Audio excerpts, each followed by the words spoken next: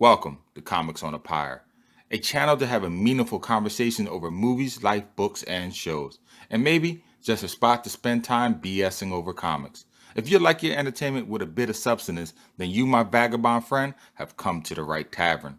Tether your horse by the post and come right on in and warm yourself by the fire. Tap that subscribe button, and for the next few minutes, my fellow George Carlin reprobate, lend me your ear.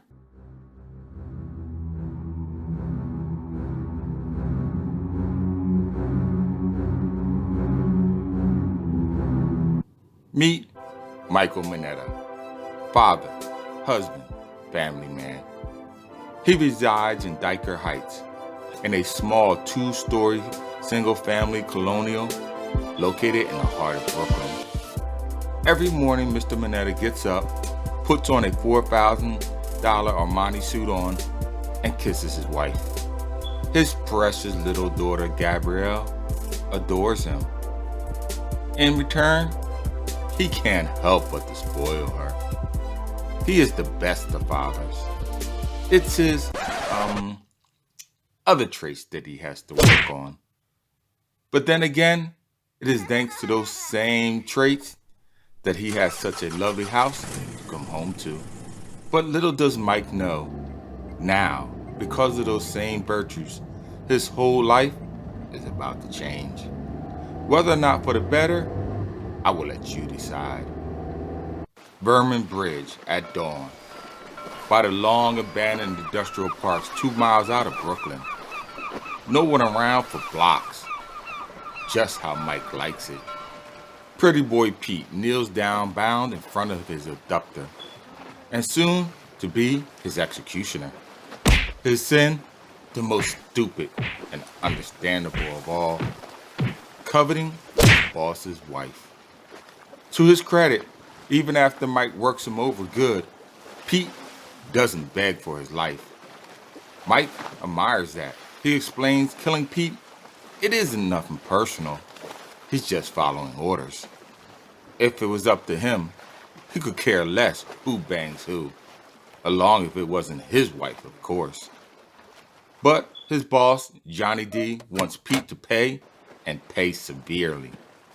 And so henceforth, their location at Vermin Bridge, and the jar of strawberry jam. With a turn of the lid, Mike inhales the contents fumes, explaining that he was never much of a sugar lover. The sweet stuff just never appealed to him. But who knew? Rats love this stuff, especially oversized, giant New York City dockside shipping yard rats. The kind that live in massive burrows beneath the loading dock quays. Who knows when was the last time this multitude of fangs and claws partook of this tasty treat. With shock in his eyes, the human morsel sits up straight, erect, his eyes filled with terror as the rodent horde closes the distance on their prey. Each cur scampering over the other, jockeying for first place position, each wanting the first taste for the meal to come.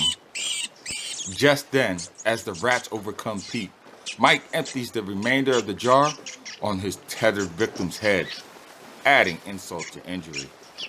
With Pete's last breath, he hollers out one last malediction, cursing Mike to perdition.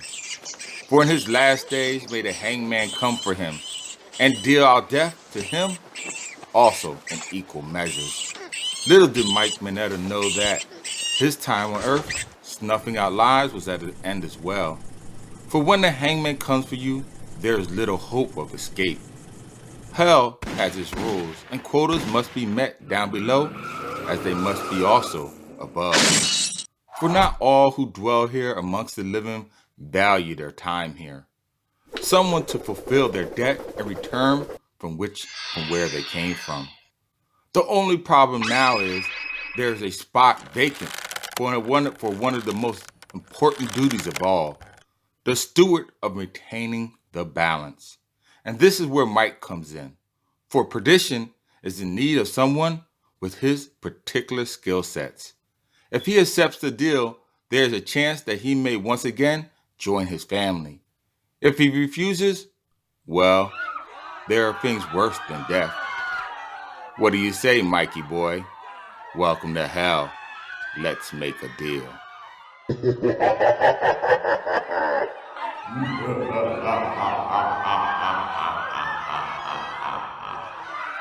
Hello, comic aficionados, and welcome to another episode of Comics on the Pyre. Today, I'll be going over The Hangman, a 4-part miniseries published by Dark Circle Comics way back in 2005. Now, this is an interesting concept that I would just love to be made into a live-action TV series. It's about making a deal with the devil to get a second chance to get back your soul. The only caveat is that you must serve under his watch for an unspecified amount of time, snuffing out the lives on Earth of the most truly heinous criminals.